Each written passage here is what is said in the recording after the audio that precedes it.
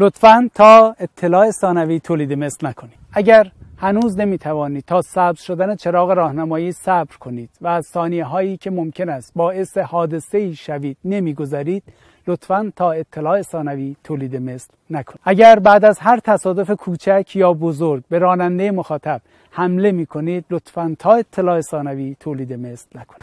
اگر نمیتوانید بین خطوط رانندگی کنید، لطفاً تولید مثل نکنید.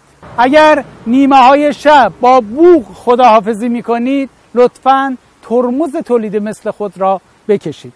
اگر از شانه خاکی جاده با گرد و خاک خود را به ابتدای ترافیک میرسانید و ترافیک را 2 برابر میکنید، لطفاً از آوردن کسی مثل خود به این دنیا جلوگیری کنید.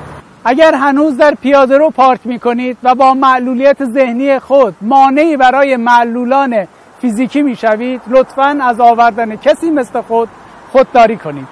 اگر کوچه های یک طرفه را رانندگی میکنید و به اتومبیل محق روبرو بوق میزنید که کنار بکشد تا شما بگذرید، لطفاً ترمز تولید مثل خود را برای همیشه بکشید. اگر قوطی آب میوه یا پوست میوه را از شیشه بیرون پرت میکنید، لطفاً هیچ وقت تولید مثل نکنید. اگر با سرعت غیر مجاز در شهر یا جاده میرانید و یا با لایی کشیدن در بزرگراه باعث ناراحتی و وحشت دیگران میشوید و امنیت دیگران را به خطر میاندازید، لطفاً تا اطلاع ثانوی تولید مثل نکنید.